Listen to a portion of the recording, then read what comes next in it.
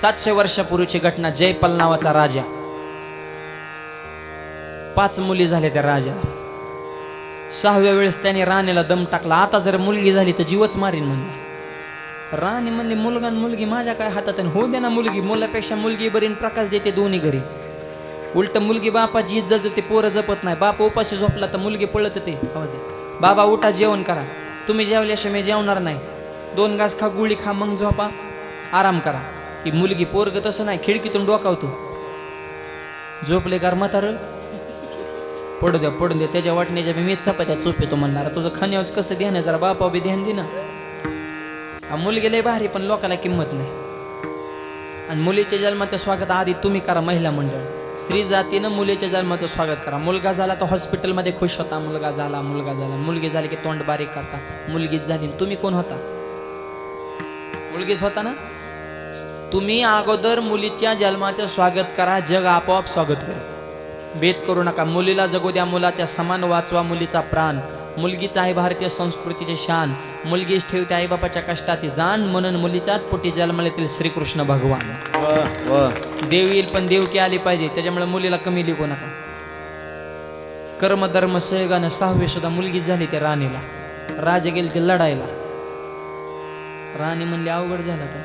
राजाला कळलं तर जीव मारेल, खोटं बोलावं लागेल. म्हणले काय करता, निरोप पाठवला, मुलगा झालाय. शिरी सलामत पगडी 50 बचेंगे तावर भी लढेंगे.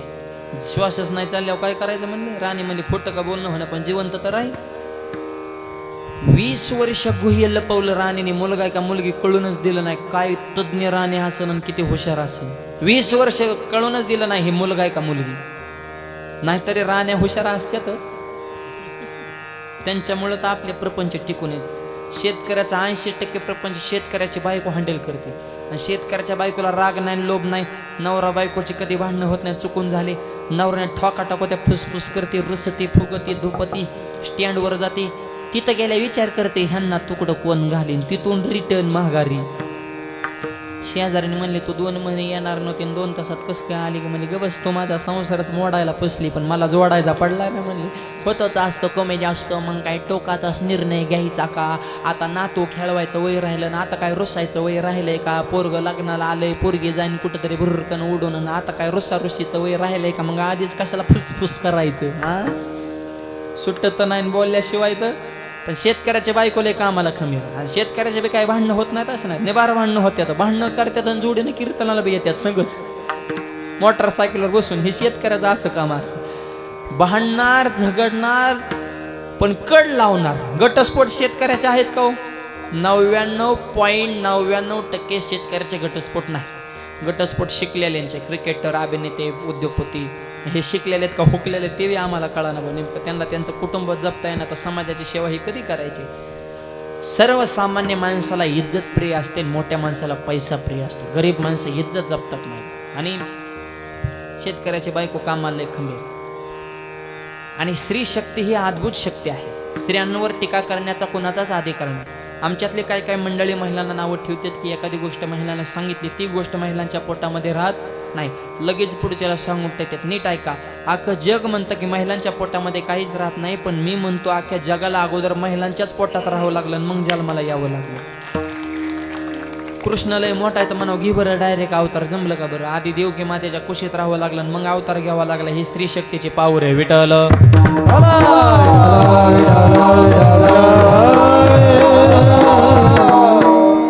म्हणून तर सरकारने त्यांना पगार सुरू केलाय. लाडक्या बहिणी दीड घ्या पण शांत व्हा. केवायसी केली का? करून घ्या, फुकटचे सोडू नका. आयशाला आवाज चुकला तुका म्हणे वाया गेला. हा, लाभ सोडायचा नाही. मध्ये 2 हप्त्याला उशीर झाला तर टेन्शन मध्ये गेल्या होत्या बहिणी. काय काय मलाच फोन करायच्या, मावल्या हप्ता. म्हणलं सप्ताह बघ ना, हप्ताच कवर. हप्ता हप्ता सप्ताह बघ की, म्हणलं हप्ताच कवर. हा, लाडके बहीण लाडका दाजी मला कागद वागू वागू आधार केंद्रावर नंबर लिंक कराय पहाटे 4ला जात होता. त्याला वाटायचं तेवढंच प्यायला होत्या ना आपल्याला. 1.5 तुला कुठे महिन्याला पुरत असतात खरं दाजी? तुझं वनडेचं टार्गेट आहे की बैठकीला बसल्या तेवढं? आणि बायका कुठं तुम्हाला देत असतात होय त्यांच्या भावाचं? त्यांचं किती भावा प्रेम आहे, त्यांचं भावाला प्रेम असतं. संसार बघा, महिला म्हणलं की त्याची काटेनं करत्या, संसार करताना तेलातलं पैसे काढतात, मिठातलं काढतात, जिरीतलं काढतात, मोहरीतलं काढतात, नवरच्या खिशातलं काढतात, पैसे काढतात, गल्ला गोळा करतात, माहेरला जातात, साडी घेताना की गावाला सांगतात माझ्या भावाने घेतली. घेईन त्याला बिड्या वड्या मिळाला नव्हतं, मला साड्या मोकळा का तेव्हा रांगात जाताना सांगत आता खायचं एकाचं गायचं एकाचं.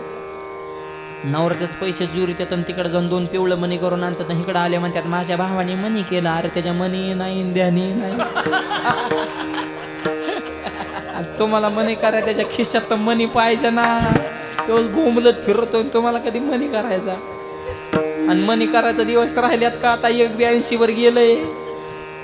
मनी करायचं मनात सुद्धा आणू नका. 2 लाखावर गेलंय सोनं, आता मनी नाही. आता हाईच फक्त टिकवा.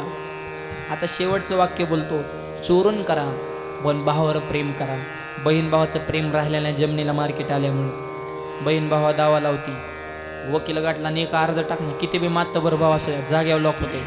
पैसा आज असेल उद्या नसेल, नाते आयुष्यभराचे आहेत. पैशासाठी नाती तोडू नका. विडवलं 20 वर्ष गुह्य लपवलं, मुलगा आहे का मुलगी हे लक्षात येऊन दिलं नाही. लग्न जमाच्या प्रसंगाला थोडा आवाज द्या म्हणतो. प्रकरण लक्षामध्ये आलं आणि ती मुलगी खचली. तिला वाईट वाटलं, मी मुलगी आहे ना, आजपर्यंत मुलगा म्हणून वावरले. आत्महत्या करायचं ठरवलं, घर सोडलं, निघून गेली. झाडावर चढली, गळ्यामध्ये फास अडकवला, उडी मारणार. खालून माझ्या ज्ञानोबरांची दिंडी चालू होती. फास गळ्यातला बाहेर ठेवला आणि माऊलीचं दर्शन घेतलं. मुलाचे कपडे अंगा होते. माऊलीला वाटलं मुलगाचे, सहज शब्द गेला, दादा उठा. मुलीच्या डोळ्यातून पाणी आलं, माऊली मी मुलगा नाही, मी मुलगी आहे. रामाच्या धनुष्यातून सुटलेला बाण आणि ज्ञानोबरांच्या मुखातून सुटलेला शब्द परत रिटर्न नाही. जीही निमिष मात्रे देह पाल केला, स्त्रीचा तो केला क्षणार्धात. स्त्रीचा पुरुष करण्याची ताकद माझ्या ज्ञानोबरांमध्ये आहे. आयसा संताचा महिमा झाली बोलायाचे शिमा. काय महिमा तीर्थे पर्वकाळ, अवघी पाया पे सकळ. सगळे तीर्थ सर्व पर्वकाळ संताच्या चरणावर मुक्कामाला असतात. विठोबा रकुमाई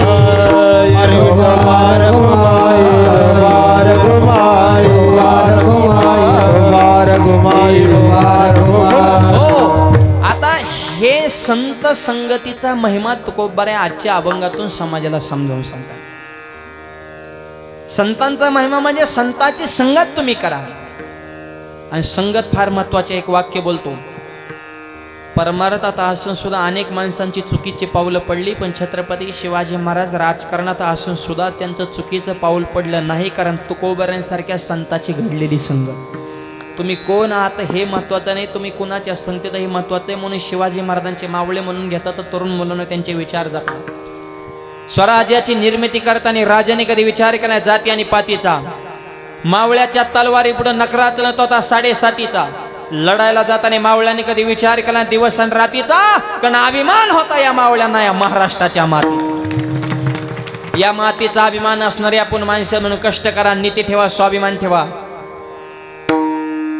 भारतासारखी संस्कृती नाही म्हणून शब्द कसा, भारत माते की जय. माता हा शब्द दुसऱ्या देशापुढे आहे का?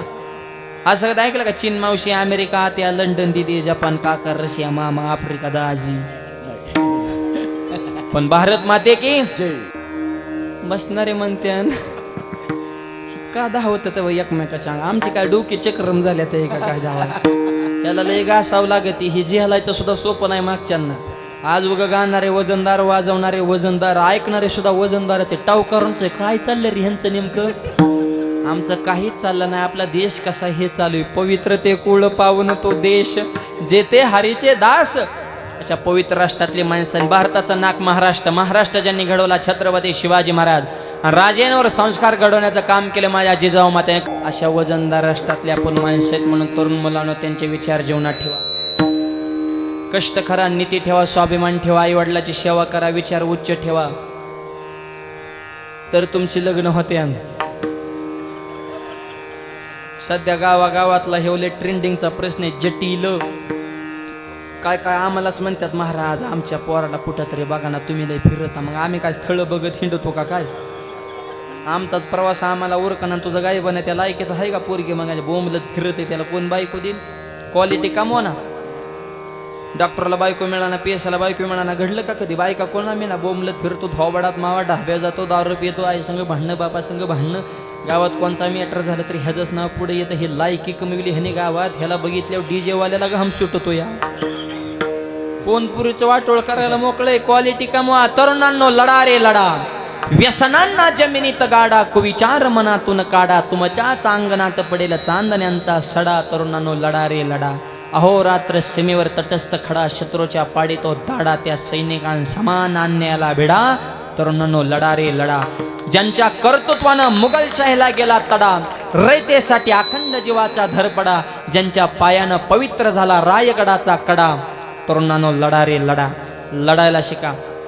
बापाची इस्टेटीव मजा करायची नाही, स्वतःच्या मनगड्यात धमक जगाला दाखवायची. 1.5 लाखाचा मोबाईल आणि तुम्हाला बॅलन्स बाप टाकतो, जरा लाजा धरा. बापाला गोड बोलू, तू बॅलन्स संपलं. बाबा ते बाबा निवडला की तू निघ म्हणतो, मलाच बिडीला पैसे नाही, तुला कुठून बॅलन्स टाकून. काय माणसं आहे तर मोबाईल 1.5 लाखाचा आणि बॅलन्सला सुद्धा पैसे नसावेत. क्वालिटी कमवा जरा. ह्याच्या त्याच्या महाग लागायची गरज नाही. तुमच्या मनगडा धमक आहे, जग तुमच्या महाग लागलं पाहिजे असं कर्तृत्व, असं विश्व तुम्ही निर्माण करू शकता. तेजस्वी आहे, तपस्वी आहे, तत्पर आहे, त्याला तरुण पण म्हणतात. आणि उपदेश हा तरुणांसाठीच असतो, लहान मुलांसाठी नसतो. छोटी छोटी मुलं आहेत ना, त्यांना उपदेश नसतो, त्यांना काही कळत नाही, ते त्यांच्याच नादात असते. लहान मुलांना कळत नाही आणि मोठ्यांना सांगून उपयोग नाही. ज्याचं वय 80च्या पुढे गेले त्याला काला मराई उपदेश करायचा, ज्याने जे दिवे लावायचे ते लावले. आता 80च्या पुढच्याला काय उपदेश करावं सांगा बरं मला. उपदेशाचं खरं वय हे माझे तरुणी बाण मुलं जीवा शक्ती आहे. आणि या संस्थांवर सुद्धा तरुण मुलांचं विशेष प्रेम आहे. एकदा तरुणांसाठी टाळ्या वाजवा सगळ्यांनी. आणि सगळ्या तरुणांना सुद्धा सांगणे, हे संस्थान, ही जबाबदारी ही आपली आहे. महाराज फक्त निमित्त आहे. हे सर्वांचं संस्थान आहे. आपण सर्वांनी या धर्म कार्यासाठी यथाशक्ती, आर्थिक बाजू असू द्या, सामाजिक बाजू असू द्या, शारीरिक बाजू असेल, कोणतंही काम असू द्या, ते संस्थान आपलंय या भावनेने ते एकत्र या. आणि बाबांचं सुद्धा असं व्यक्तिमत्व, ते वयाने जरी ज्येष्ठ असतील तरी मनानं मात्र तरुण आहेत. माय बाबा अत्यंत खेळीमेळीच्या वातावरणामध्ये अगदी तरुणांपासून ते ज्येष्ठांपर्यंत सगळ्यांना जोडून ठेवण्याची त्यांच्यामध्ये विशेष कला आहे. आणि म्हणून तरुणांचं सामर्थ्य हे अद्भुत सामर्थ्य आहे. तुमच्या तरुणपणाचा उपयोग देशासाठी, धर्मासाठी. सरपंच सुद्धा आल्याला भेटले. सरपंच बघा ना, आपल्यापेक्षा तरुण तडपतात. आज सगळेच तरुण आहेत. गायक तरुण, वादक तरुण, महाराज तरुण, सरपंच तरुण, कार्यकर्ते तरुण. परमार्थ तरणा भाग्यवंत नटे हरी कीर्तनात. आणि ही गरज आहे महाराष्ट्राची सध्या. आणि म्हणून एकच वाक्य मुलांना सांगतो, दुसऱ्याच्या धर्माला नाव ठेवू नका. आपल्या धर्माचं आत्मचिंतन करून आपल्या धर्माविषयी आपली निष्ठा वाढवा. सोशल मीडियावर थोडा कंट्रोल ठेवा. 24 तास मोबाईल बघू नका, डोके हँग होत्या. 18 तास तुमचे स्क्रीन टाइम आहेत. मोबाईल हँग होत नाही, तुम्ही हँग होता. किती मोबाईल वापरावं ह्याला सुद्धा मर्यादा आहे. आणि सगळ्यात विशेष, आपलं गाव हे सर्वांगानं सुंदर असावं यासाठी तरुणांची फळी अशी एकी मॅजॉरिटीला किंमत आहे. गावामध्ये पाण्याचं नियोजन असू दे, आरोग्याच्या सुविधा, जिल्हा परिषद शाळेचा शिक्षणाचा दर्जा वाढला पाहिजे, आरोग्याच्या सुविधा प्राप्त झाल्या पाहिजे, स्वच्छतेच्या बाबतीमध्ये गाव अग्रेसर पाहिजे. आणि ह्या सगळ्या गोष्टी घडण्यासाठी तरुण मुलांमध्ये गावच्या एकी पाहिजे. समाज एक करण्याचं फक्त सध्या एवढं एक माध्यम राहिले, ते म्हणजे कीर्तन आणि सप्ताह. दुसरीकडं माणसं एक होत नाहीत. इकडं 2 किलोमीटर गाव आहे, तसं पाहिलं तर हे तीर्थक्षेत्र, हे संस्थान सगळ्या गावापासून जरा अलिप्तच आहे. पण तरी सुद्धा आज एवढा समाज या ठिकाणी एकत्र जमलेला आहे. एवढ्या माणसाची जरी एखाद्या नेत्याला, नगरसेवकला आता सभा घ्यायची असती तर 5 लाख खर्च झाला असता, तरी इतकी आली नसती. आली तरी गप बसली नसते. जातानी बॉम्ब आली असते. 500ने ठरलं, 200नेच मिळालं. ज्यांनी सभा ठेवली त्याचा कार्यक्रम लावून गेली असती लोक म्हण. सध्या जातीपातीच्या राजकारणाने महाराष्ट्राला पोकरलेला आहे. पण आज 18 पगड जातीतले माणसं आपण मांडीला मांडी लावून बसलो, हे फक्त माझ्या ज्ञानोबरांच्या दरबारात होऊ शकतं. म्हणून हित तरी जातपात, धर्म, भेद, पंथ याचा विचार न करता आपण सर्व ज्ञानोबरांची लेकर आहोत या भावनेने एक व्हा. रेडा बोलवला, भिंत चालवली, हा ज्ञानोबरांचा मोठा चमत्कार नाही, ज्ञानोबरांचा सर्वश्रेष्ठ चमत्कार आहे. मेळ विले मांदी वैष्णवांची. म्हणून एक राहायला शिका अशी या ठिकाणी विनंती करतो. 3 चरणापर्यंत संतांचा महिमा सांगितलं. लोक म्हणले तुकोबांना वास करा. सुरू झाल्यापासून संताचा महिमा, संताचा महिमा. आम्हाला पाहिजे देव, आणि तुम्ही सांगितलंय कोणाचं? संताचं. तुकोबारे म्हणजे थांब, थोडा दम काढ. देवाकडे जरी जायचं असेल तरी अगोदर संताकडे जावं. कसं काय? एक छोटा सिद्धांत सांगतो म्हणजे लक्षात येईल, नीट ऐका. एखाद्या व्यक्तीला जर एखाद्या माऊलीच्या हस्ते चहा प्यायचा असेल, त्या व्यक्तीनं त्या माऊलीच्या लेकराचं कौतुक करायचं. ताई काय तुमचं बाळ आहे हो, किती सुंदर दिसतंय, कायच त्याची मनमोहक छबी हो, त्याचे लाल होटन, पांढर शुभ्र दातन, कुरळे केसन, कसं गुटगुटीत दिसतंय. तुमच्या बाळाकडे बघितलं की मला कृष्णाचीच आठवण येते हो. खरंच पुढं जाऊन हो कलेक्टर होईन का काय हो. ती पार खैर वांडा असू द्या, फक्त त्याचं वर्णन करायचं. असं वर्णन केलं की याचा अंत करून असं फुलत. दादा तुम्ही आता जेवण केल्याशिवाय जायचं नाही बरं. चहा तर झालाच आहे म्हणले, पोहे तर भिजवल्यातच, पण जेवणच म्हणजे तुम्हाला चहाच प्यायचा होता, पण वातावरण कुठपर्यंत गेलं का लेकराचं कौतुक केलं की आई खुश, आणि संताची सेवा केली की देव खुश. सेवा केली तर फक्त देवाला पावते, पण संताची सेवा केली तर संतही सेवा घडते. तुका म्हणे संत सेवा हेच देवा उत्तम. म्हणून आपल्या जीवनामध्ये ज्ञानोबा आहे, तुकोबा आहे, स्वानंद सुखनिवासी सद्गुरू जोग महाराजांची सेवा घडावी. महाराजांच्या या पुण्यतिथी सोहळ्याच्या निमित्तानं थोडा आवाज द्या. भव्य आणि दिव्य असा हा आपल्या या माऊली संस्थांवरती सप्ताह सर्वांचे आभार मानतो. आपल्या सर्वांचे आभार वाणीला पूर्णविराम. तुकाराम तुकाराम.